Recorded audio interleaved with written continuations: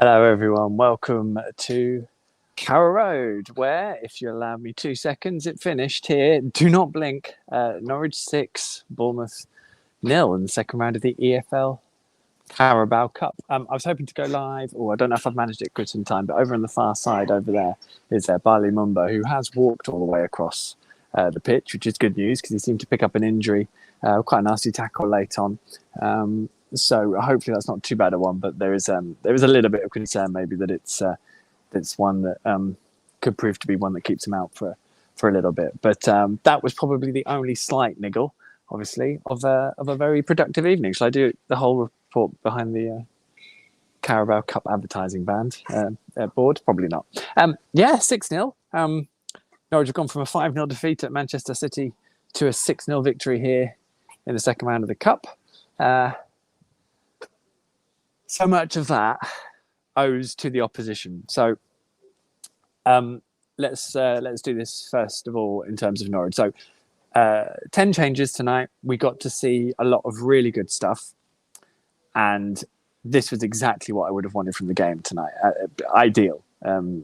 Absolutely spot on in terms of everything I would have wanted to see. So we got to see a clean sheet. We got to see Angus Gunn back in competitive action for Norwich. We got full 90 minutes for Christoph Zimmermann and Andrew Omobamidele. Norwich currently have 4 fit centre-backs. I know I might be jinxing that right now, but they do. And obviously they're still looking for a 5th as well. So that's pretty handy. Brandon Williams has made his debut. I thought there were a couple of moments in the first half where he maybe looked a bit rusty, or the fact he's had one training session with his teammates, which is basically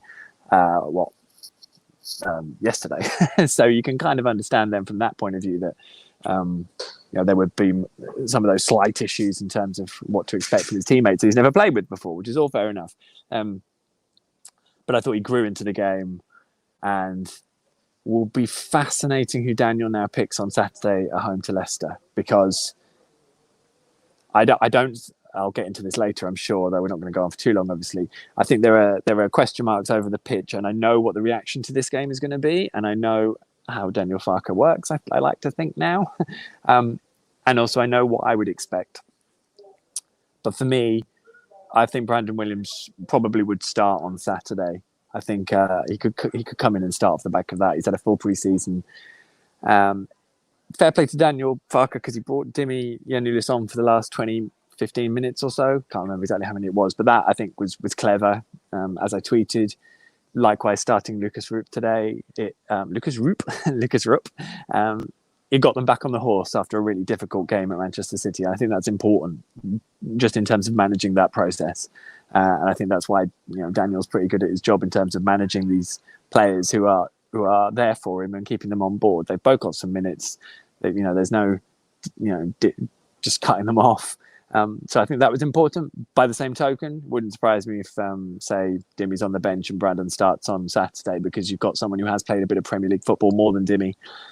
And I think if he gets it, then I can see him doing it. And he's already played in the same formation, because Norwich did, interestingly, they made 10 changes, but they stuck to the 4-3-2-1. So I found that interesting. And it was interesting how they tweaked it in places as well. But like everything tonight, a little bit difficult to judge, because Norwich are playing a much changed Championship team in Bournemouth, who were pretty horrible for a lot of today. And obviously they've just come off the back of a hiding at Manchester City, who were hungry for a win and, a very good side.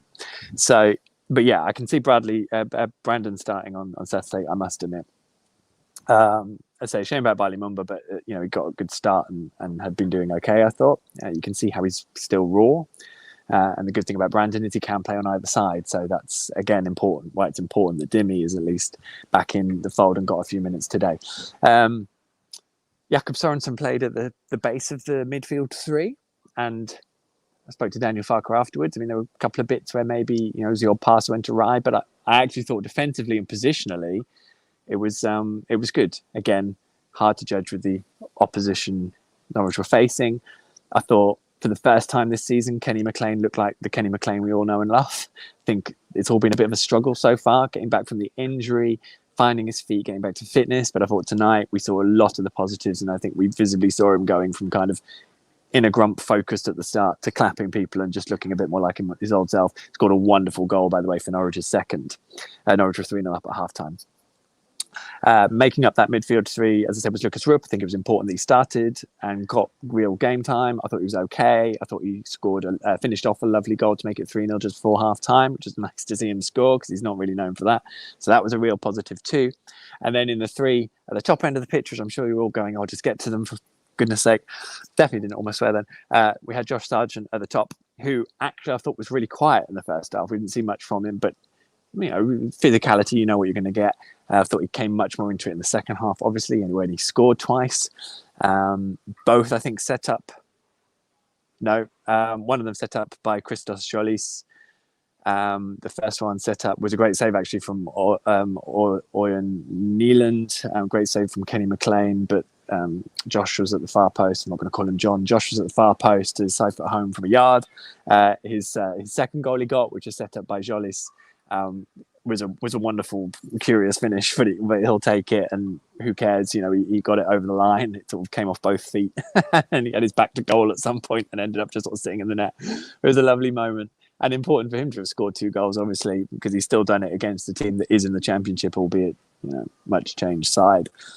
And then in between those two in the second half, Josh managed to set up Tzolis. It must be said that 2 of those goals came from pretty atrocious Bournemouth defending, just on the giveaways really high up the pitch, and Norwich took advantage of that. Tzolis also opened the scoring with a lovely goal at the start to kick it all off. And I think I've now ticked through all 6 goals. It could have been more, to be honest. But yeah, I thought Josh came into it and showed what he has to offer. You then add to that Kieran Dowell, who I haven't really mentioned, and I thought showed some really nice touches. Worked hard and was mobile, and you can see what he is there to do. And I think he's sort of in the fringes of it because came on against Liverpool, didn't he? I think he might have came on against Manchester City.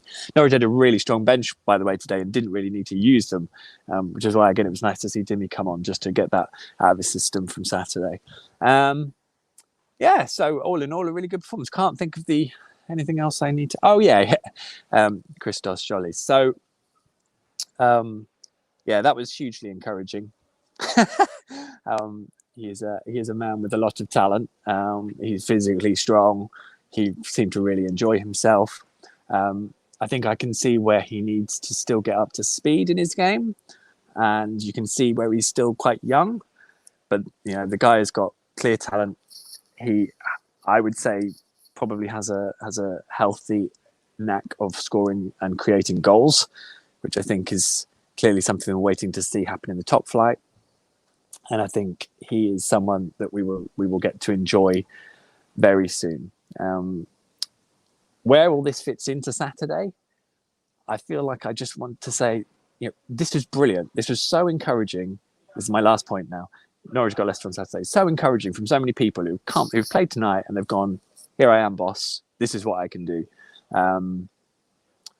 Including Jakob Sorensen, who I thought, as I said, offered probably a greater protection. When Billy Gilmore came on, played slightly higher up and moved the ball quite nicely, but there is still sort of a bit of a one dimension to him. And I do still want to kind of see more from Billy, I think. And, Kenny's pushed Pierre Lesmelou quite hard today, again, taking into consideration who they're coming up against, which is why, for me, what Saturday is now about, when you all see the team sheet at 2:00 and you go, I can't believe he's playing all these players again.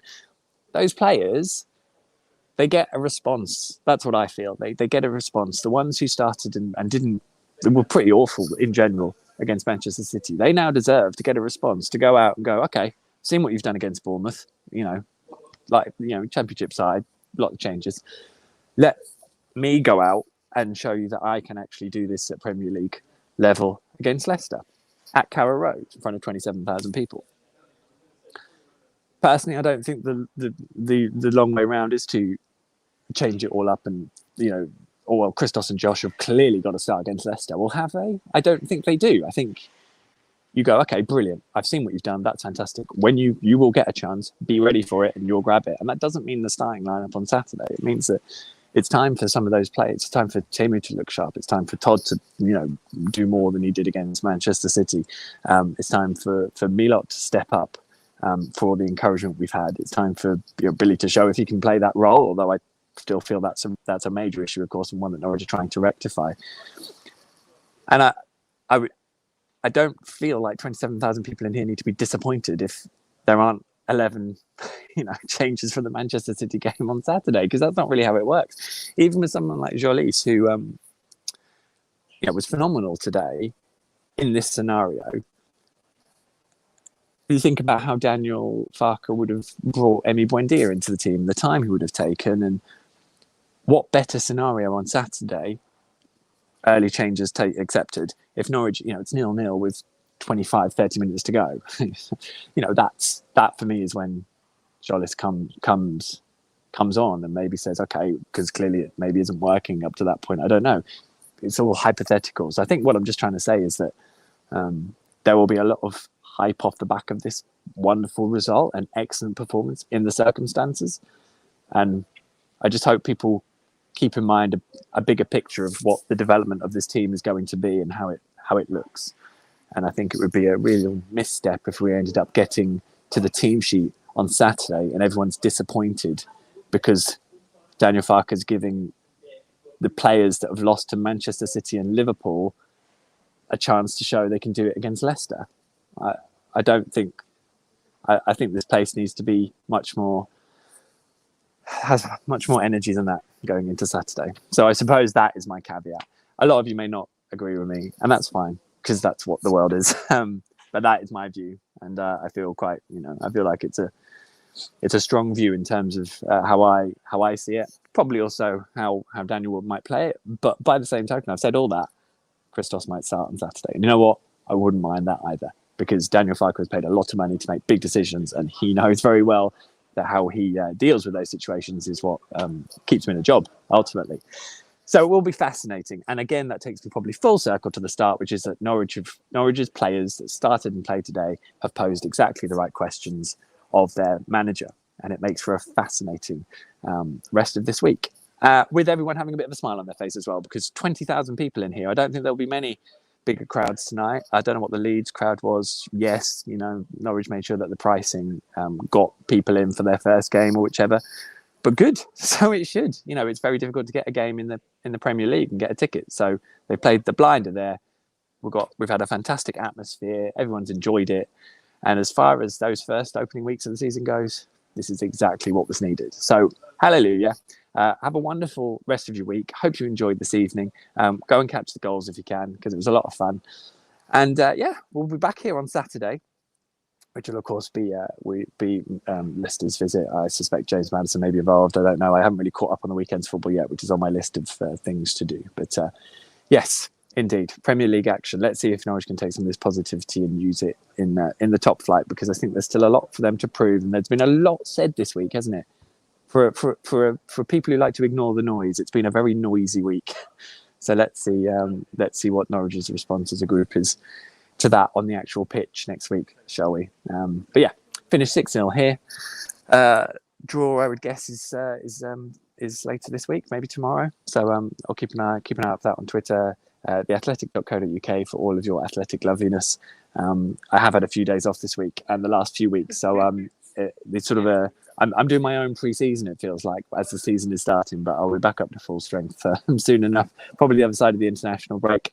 And as I said, I will see you back here on Saturday for Leicester's visit. In the meantime, take care of yourselves, look after each other, be well. I'll leave the score line there for a second, and then I will remove it and I will sign off now. In the meantime, have fun and a very, very good evening to you all.